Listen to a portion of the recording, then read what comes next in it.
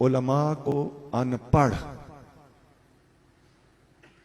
और पुराने जहन वाले कुरान और सुन्नत उठाए फिरते हैं, ये इस किस्म का समझते हैं। और उलमा को अनपढ़ समझने की वजह खुद अनपढ़ होना है। और यह भी याद रखिए कि जो उलूम ये पढ़े हुए हैं, ये जरूरी नहीं कि उलमा ने न पढ़े हों। इनके उलूम उलमा ने पढ़े हुए होते हैं, उलमा के उलूम इन्होंने नहीं पढ़े हुए हैं। मैं पक्की और मजबूत बात कर रहा हूं, दावे से बात। उलमा के उलूम इनके पास नहीं होते, इनके उलूम उलमा के पास होते हैं। भाई क्या इल्म है इनके पास? अंग्रेजी बोल लेते होंगे। Okay, come on, talk in English, I can speak it frequently. मैं धड़ल्ले से फराफर इंग्लिश बोल सकता हूं। ये कौन सी बड़ी बात है? ये कोई इल्म है? अंग्रेजी तो अंग्रेज औरतें, बुढ़ियां, अनपढ़ जांगली अंग्रेज भी अंग्रेजी बोलती है। जांगली अंग्रेजन अंग्रेजी बोलती है कि नहीं बोलती? ये कौन से फख्र की बात है? इसकी वजह से हम बख्शे जाएंगे, कब्र में आजाद हो जाएंगे, जन्नत मिल जाएगी। अंग्रेजी बोल तो अरबी बोल लेना भी जन्नत की तसल्ली नहीं देता। अबू जाल को अरबी ठीक ठाक आती थी, बड़ा फसीह हो बलीग आदमी था। हकीकत पसंद बनाओ, तुम साइंस उठाए फिरते हो।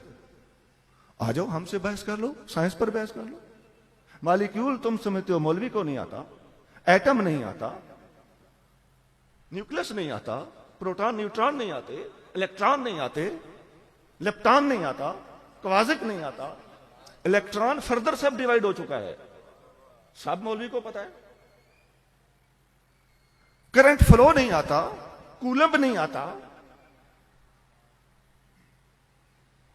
रजिस्टर नहीं आता, कॉइल नहीं आती, कैपेसिटर नहीं आता, ट्यून्ड सर्किट नहीं आता, पैरेलल सर्किट नहीं आता, सीरीज सर्किट नहीं आता, पॉजिटिव नेगेटिव नहीं आता, एसी डीसी नहीं आती, डायरेक्ट अल्टरनेटिंग करंट का हमें फर्क नहीं आता, मोटर जनरेटर नहीं आते। हमें क्या नहीं आता और तुम्हें क्या आता है?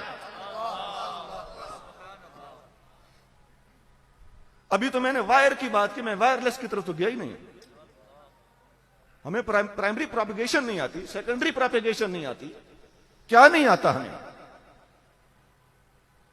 मैं 18 साल एयरफोर्स में मुलाजमत करता रहा हूं और F-16 का स्पेशलिस्ट हूं। मैं अपनी बात कर रहा हूं, F-16 का फ्लाइट कंट्रोल स्पेशलिस्ट हूं। मैंने ये बात इसलिए कहनी नहीं थी, इसलिए कि ये ना समझ लें कि जो मैंने जुमले कहे मैंने किसी किताब में शायद देख के रट रट के तकरीर तैयार की है। ऐसा नहीं है, ये मुझे बात मजबूरन करना पड़ी, क्योंकि इसमें एक तकब्बुर का पहलू भी आपको महसूस होगा। लेकिन नहीं, उस बात मैं तो सिर्फ और सिर्फ मजदूर के गुलामों की शान बयान करने के लिए उन लोगों को चैलेंज देना चाहता हूं जो खुद को पढ़ा लिखा समझते हैं, कुरान और सुन्नत जानने वालों को अनपढ़ समझते।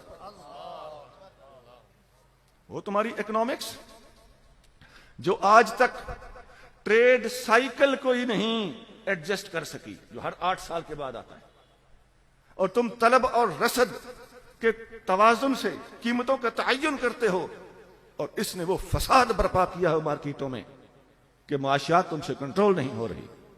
सप्लाई एंड डिमांड, ये कानून ही इतना गंदा है कि इस्लाम के सिवा कोई इसको हल ही नहीं कर सकता। माफ करना, ये कुछ अल्फाज मैं ऐसे बोल रहा हूं जिनका ताल्लुक इकोनॉमिक्स के साथ। हमने माइक्रो इकोनॉमिक्स भी पढ़ी है जो 15वीं जमात में पढ़ाई जाती है, और मैक्रो भी पढ़ी है जो 16वीं में पढ़ाई जाती है। देखो, हम में ही भोले हाफिज और जल्लड़ खतीब भी होते हैं, ये हम मानते हैं। लेकिन हर बेशा गुमा मबर के खालिस्त, शायद के पिलंग खुफ्ता माश। हर झाड़ी खाली ना समझो, शायद किसी झाड़ी पे डंडा मारो और उसमें शेर सोया हुआ।